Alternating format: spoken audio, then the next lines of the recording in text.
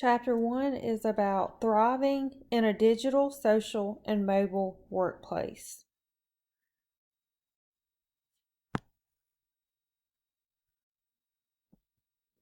This video will cover section 1 of chapter 1, and we're going to be looking at a few learning objectives. And the first one is succeeding with 21st century skills. So in this first section, it offered some interesting information. Experts estimate that half of all the jobs will disappear in the next decade, which is very interesting to think about. And in the future, we're going to need good communicators. We're going to need people who can manage, who are creative, and who also have specific knowledge in certain areas. And as you know, we were all affected by the COVID pandemic, and it really changed the way that we worked and the way that we communicated. A lot of this was done remotely. We worked from home, went to school from home, communicated with our class or our coworkers remotely. And this has benefits, but one thing that we need to think about is when you communicate this way, it's one of those environments that you can't just shut off because the communication is always there and available 24/7. So, with communication skills, these are needed in the workplace. Okay, no matter what happens to the economy, communication is not going away. And in one recent survey of job postings, it said that written and oral communication was ranked first of all the desirable attributes that job seekers were looking for. Oral communication and written communication were at the very top. So it's very important to learn how to communicate effectively, and that is what this class is about, to help us get better with our communication skills, because there's always room for improvement. So why communication and other social skills matter? Well, it says, and this is really interesting and kind of sad that we spend this amount of time, but it says the average employee spends almost 12 hours per week answering emails.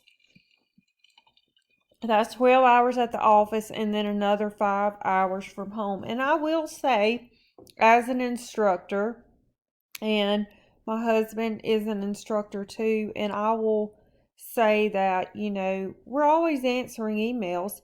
We can be at a football game of our children's and we're answering emails.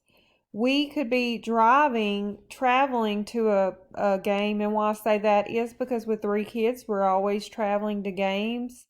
They're all active in sports, and we have to use the time. If my husband's driving and I'm in the passenger seat, I'm responding to emails. So this is something that I have witnessed for myself. Many office workers also have to write memos, emails, social media posts. So this is something that a lot of time is spent on. And then it talks about, to be successful in the 21st century, you have to be able to communicate both by mouth and on paper. And through, when I say on paper, I mean emails, messages, all of those ways of communication are essential. You also have to be able to work as a team. And sometimes that can be challenging, especially if you haven't been, COVID for a while, you were kind of on your own. So now you have to show that, hey, I can work with the team. I can think analytically. I can solve problems.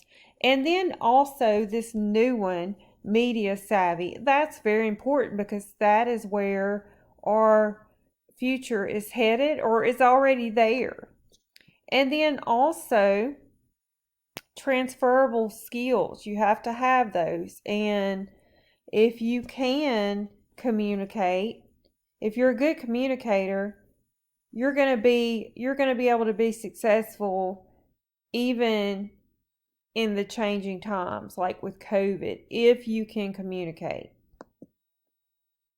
Okay, let me make sure I didn't skip one. All right, 142,000 job advertisements. Okay, they were analyzed, and the most highly requested interpersonal skill was communication, oral communication first, then written communication, collaboration, working with your peers, being able to come together as a team and figure things out, and definitely problem solving, especially with COVID.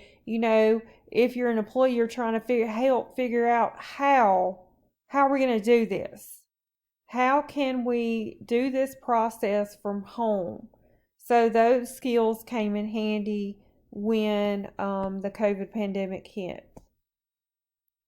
Okay, so it also says recruiters, when they're looking for candidates to hire, they're going to they're not going to hire candidates who write poorly or who post inappropriate content, like on social media.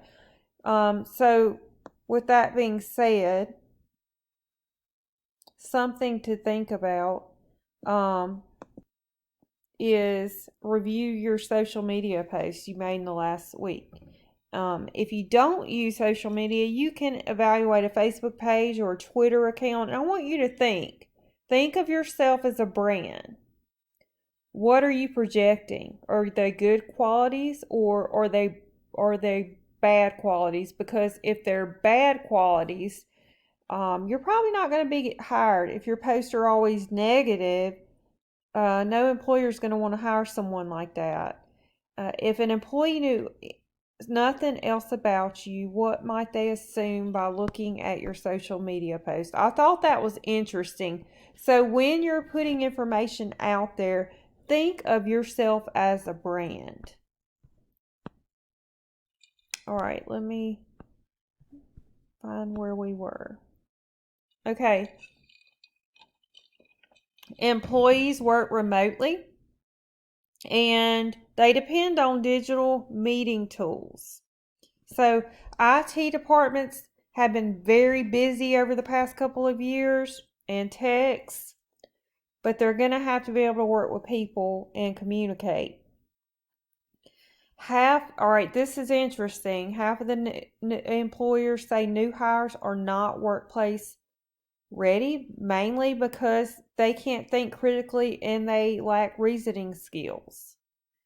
And employers noted that students were adequately trained for entry-level jobs, but they weren't equipped to advance. Regardless of what fields you end up choosing, you're probably going to be sending many digital messages, and this is so true. You have to be prepared for that. So what do employers want? Well, they want professionalism. They want soft skills, people skills, or emotional intelligence. These are These are powerful social skills employers expect. They also want interpersonal or professional skills. And what that means is it's a combination of being able to communicate and reason and think critically and work with other people and be able to manage.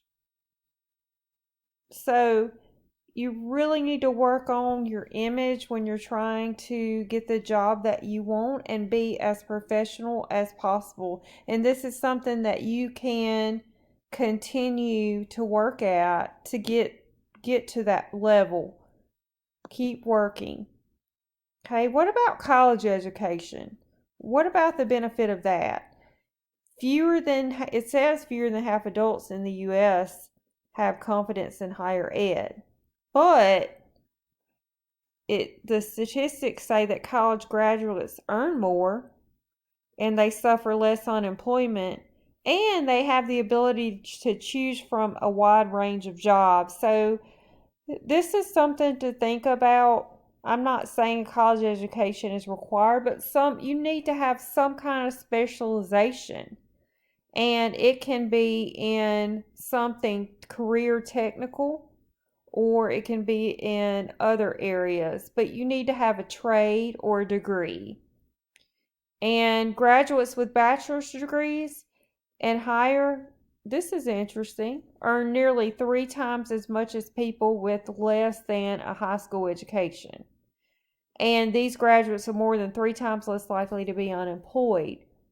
All right, there are exceptions to this rule, so don't think that a person with less than a high school education can't do well. They can, but overall, this is the statistic. But like I said, there are exceptions. All right, look, disruptive technologies and social media. We have smartphones, we have apps for our devices, and this has contributed to what we call a sharing economy. And this is an economic model in which individuals rent or borrow assets owned by others. Think about Uber or Lyft. You're borrowing a car, you're paying a fee to ride.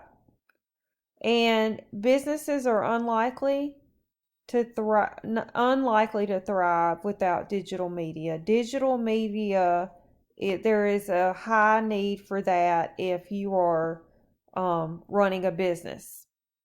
Others you could think about is Airbnb. That's another example where you can rent a house. If you're going, you may have used Airbnb or something like it. There's more than one business that does that. Remote work.